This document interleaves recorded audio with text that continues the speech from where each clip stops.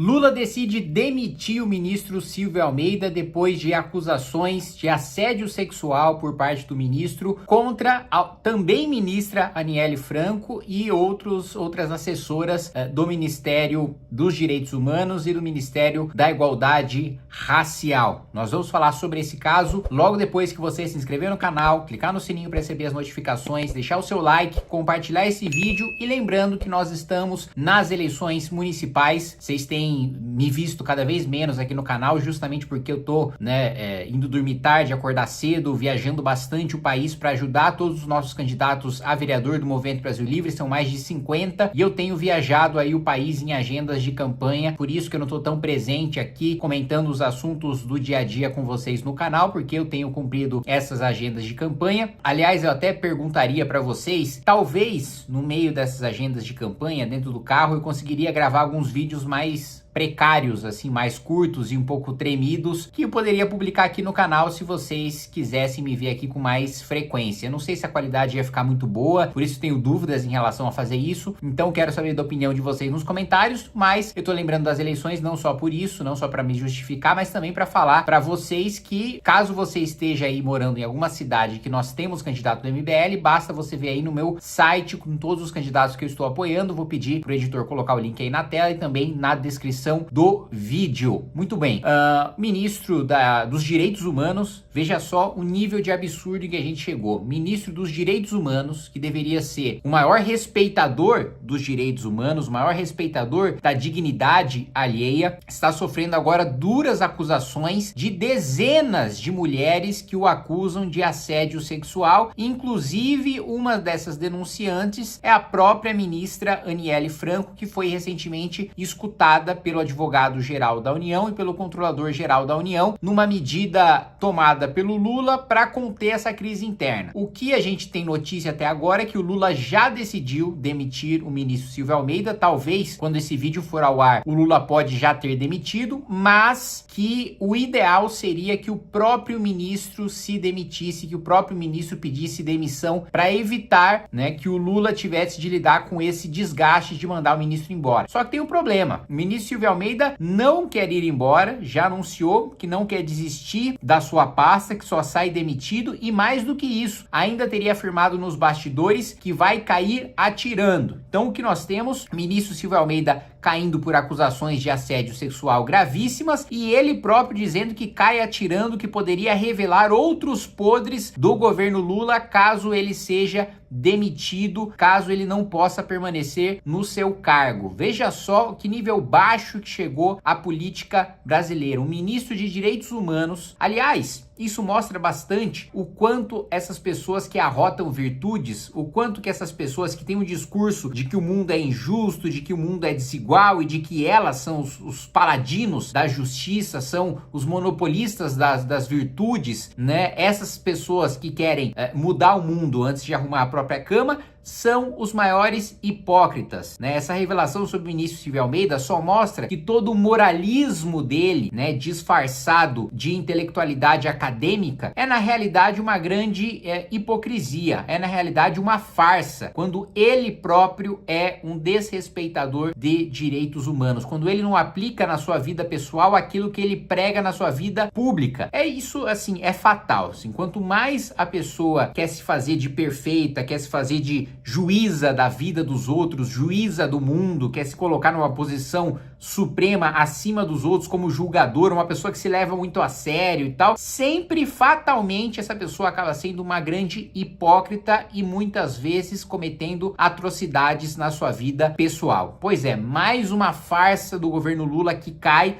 O sujeito do tal do racismo estrutural mostra que o que existe de estrutural mesmo é a sua taradice, O seu ímpeto de querer atacar outras mulheres, se utilizando do seu poder, se utilizando do seu cargo para isso. Vamos lembrar, o Arthur Duval foi cassado e teve 8 anos de direitos políticos negados a ele por muito menos, por um áudio escroto no WhatsApp, mas sem que ele nunca tivesse assediado ninguém. Aliás, todas as acusações de que ele teria assediado mulheres na Ucrânia caíram e ele foi absolvido por todas elas foram arquivadas, Então, por muito menos, por um áudio escroto num grupo privado, o sujeito foi cassado e perdeu 8 anos de direitos políticos. Agora, quando uma pessoa efetivamente assedia dezenas de mulheres, segundo as acusações que são feitas contra ele, aí ele sai do cargo e ainda esperneando como se uma grande injustiça estivesse sendo cometida contra ele e ainda, né, esperneando, dizendo que vai jogar os outros podres do governo Lula caso ele caia. Eu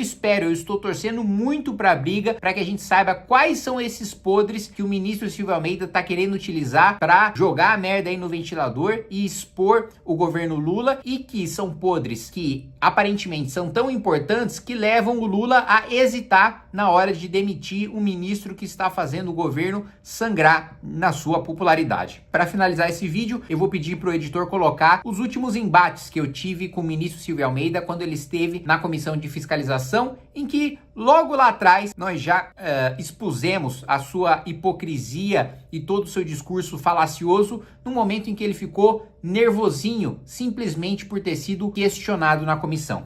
O ministro colocou, e é de fato o papel do ministro dos Direitos Humanos fazer visitas e conhecer o sistema prisional brasileiro, que já visitou 13 presídios diferentes nesse ano. Quero questionar o ministro quantas associações de vítimas de crimes ou quantas vítimas de crimes foram recebidas ou foram visitadas pelo Ministério, se há essa preocupação para as vítimas de violência. Vossa Excelência também coloca que este é um governo que tem como uma das suas marcas a defesa da democracia. E eu quero questionar a Vossa Excelência em relação a esse episódio da Dama do Tráfico. Ministros do governo e parlamentares da base do governo, importantes parlamentares da base do governo, passaram a atacar e promover uma campanha difamatória contra jornalistas do Estadão e contra a própria editora do Estadão, espalhando a notícia falsa de que ela teria sido denunciada pelo Ministério Público do Trabalho por coagir os seus funcionários a buscar furos de reportagem contra o governo, o que evidentemente é falso, mas isso foi afirmado por parlamentares da base do governo e por ministros por parte do governo. E a liberdade de imprensa, sabemos, ministro, é um direito humano fundamental. E eu não vi nenhuma manifestação, pode ser que tenha sido um erro, um lapso meu, mas eu não vi nenhuma manifestação por parte de Vossa Excelência ou de vosso ministério em solidariedade a ataques difamatórios, criminosos, injustos contra a editora do Estadão, Andresa Matais, e também contra os, salvo engano, os dois autores da reportagem, os jornalistas André Chalders e também Tássio Lohan. E o que está sendo feito também para combater o crime organizado de dentro das instituições públicas, de gente com mandato, de gente com representação institucional. Nós temos, só para citar um exemplo, temos um caso que está sendo investigado pela Polícia de São Paulo, em que a Polícia de São Paulo acusa o ex-líder do Partido dos Trabalhadores na Câmara Municipal de mandar matar seu próprio assessor para pagar uma dívida de sangue com o PCC, porque este ex-assessor deste parlamentar teria parado de repassar propina para o PCC e repassar apenas para aquele vereador. E um outro ponto que Vossa Excelência colocou, de que enquanto nós estamos aqui, tem crianças sem creche, tem filas em hospitais. Aproveitando a afirmação de Vossa Excelência, quero saber a manifestação sobre o corte de 3 bilhões e 800 milhões de reais dos hospitais promovidos pelo governo Lula e também do material didático, promovido ambos pelo governo representado por Vossa Excelência, enquanto a dívida de 7 bilhões de reais foi perdoado por parte de empreiteiras corruptas recentemente em iniciativa do governo de que Vossa Excelência faz parte. São os questionamentos, ministro. Deputado Kim, boa tarde. Eu acho que em relação à questão relacionada ao recebimento da senhora Luciene no Ministério, eu acho que já falei a respeito de todos os regramentos, de tudo que aconteceu. Eu já respondi a sua questão em relação ao recebimento dessas pessoas em agendas no começo do ano. Eu quero lembrar que essa mulher tinha uma sentença absolutória. Ela só veio a ser condenada agora no fim do ano. Ela era representante indicada por associações. Agora, uma coisa que eu preciso dizer, e eu já respondi, como eu já disse a sua questão, eu já imaginava que o senhor não consideraria suficiente a minha resposta, até porque o senhor, da última vez que eu tive aqui, o senhor foi muito cordato comigo, né? Falamos e depois o senhor faz videozinhos, cortezinhos para dizer que venceu o debate. Isso é tipicamente do grupo que o senhor, do grupo de extrema direita. Isso é uma opinião política minha, do qual o senhor é um dos líderes e que tem como algo usual fazer insinuações difamatórias como essa que o senhor faz agora a meu respeito. Então o senhor vai recordar cortar esse vídeo e dizer que venceu um debate que o senhor nunca se propôs a fazer. E eu não fico surpreso com isso também, com a sua postura. Como eu já disse, o grupo ao qual o senhor pertence é um grupo que é um dos maiores responsáveis pela desestabilização da democracia brasileira nos últimos tempos e, além disso, é um grupo também responsável pela deterioração do debate público no Brasil. O que já foi reconhecido... Não, desculpe. Não, ministro, me desculpe. Não, desculpe. Para dizer que eu acho que não é o seu papel aqui atacar a senhora grupos está, de deputados. a senhora está me interrompendo. Eu estou interrompendo. Não, a senhora está me interrompendo. A senhora está me interrompendo. A senhora está me interrompendo. A senhora está me interrompendo. Vamos lá. Do chilique aqui do ministro. Bom, o primeiro ponto que eu preciso colocar. Me perdoe. Primeiro ponto que eu preciso colocar. A palavra está comigo, deputado Sola. Eu estou lhe pedindo. Deputado Sola, por favor, dirija-se a essa presidência, que a presidente toma providências. Dirija-se a essa presidência. Estou pedindo a questão de ordem, presidente. Questão de ordem, qual é o artigo, deputado? Não, questão de ordem no meio da fala de outro deputado não existe. Ele está na réplica. Por favor, deputado Kim. Eu não entendo esse desespero que está permeando aqui, parece, esse desequilíbrio que está permeando o debate aqui por parte do ministro, por parte de deputados da base do governo. Primeiro, porque, senhor ministro, Vossa Excelência está mais do que convidado a se inscrever no meu canal, clicar no sininho para receber as notificações, porque lá eu coloco o vídeo na íntegra. Se Vossa Excelência só assiste rede social de recortes, Vossa Excelência apenas encontrará recortes. Agora, se quer ver todos os vídeos na íntegra, todos os debates com todos os ministros, eu publico na íntegra no meu canal do YouTube, que é uma rede de vídeos longos. Então, se Vossa Excelência quiser assistir ao nosso debate, fazer parecer que vence, não. A pessoa assiste o debate na íntegra e ela tem opinião própria. Evidentemente que eu vou postar nas minhas redes sociais os debates do qual eu faço parte, e nada mais além disso. Outra relação, um ponto que, bom, vários questionamentos ficaram sem resposta, né? Vossa Excelência não falou sobre a preocupação com as vítimas de crimes, Vossa Excelência não falou sobre o combate ao crime organizado, Vossa Excelência não falou sobre a reunião, né, da coordenadora, né, do Ministério de Vossa Excelência com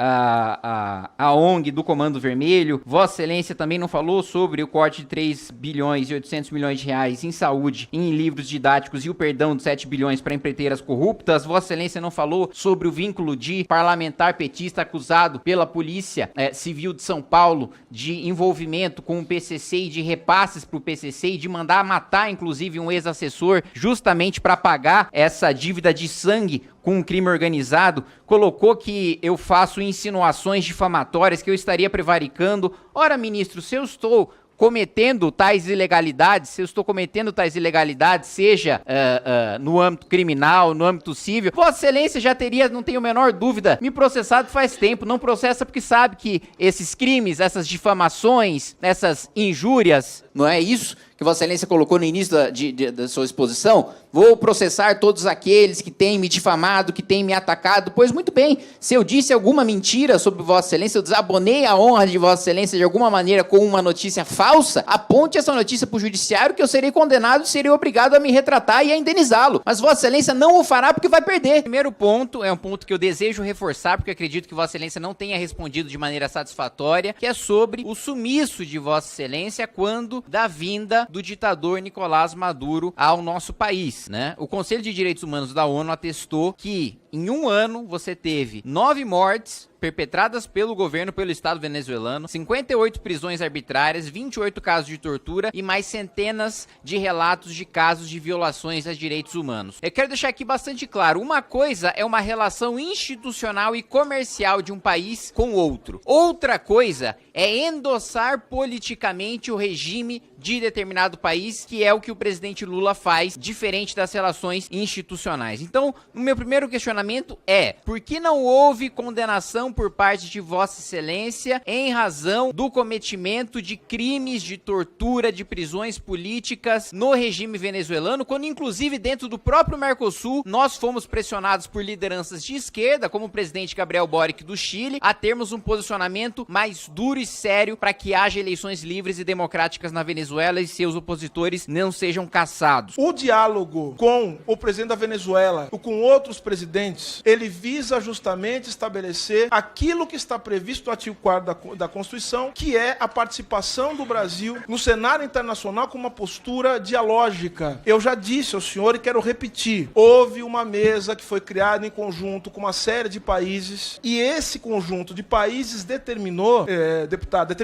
estabeleceu uma resolução conjunta de que ia se estabelecer um diálogo, inclusive com a oposição venezuelana, para se chegar a um bom termo em relação ao que acontece lá. Eu acho que essa é a melhor maneira de resolver conflitos, sem sangue, sem morte. Primeiro, ministro, eu acho que Vossa Excelência, quando eu fiz essa afirmação, estava distraído. Eu disse que não negava a importância de relação institucional e de relação comercial com outros países, independentemente dos seus regimes. Como dita a Constituição, como Vossa Excelência mesmo disse, o que eu condenei foi o endosso político ao regime venezuelano que há por parte do presidente Lula. E o sumiço, e que nós denunciamos de Vossa Excelência, evidentemente Vossa Excelência sabe que não é um sumiço de fato, não é um sumiço do espaço-tempo, é um sumiço midiático-político, de falta de posicionamento, de falta de ser vocal, como Vossa Excelência é em tantas matérias, deixou de ser quando um ditador sanguinário teve o seu regime endossado politicamente, pessoalmente, pelo nosso presidente da República, que é o seu chefe. Ler e escrever com qualidade foi fundamental para poder chegar onde cheguei, tanto passando na universidade, como para fazer o trabalho de conclusão de curso, como depois na minha carreira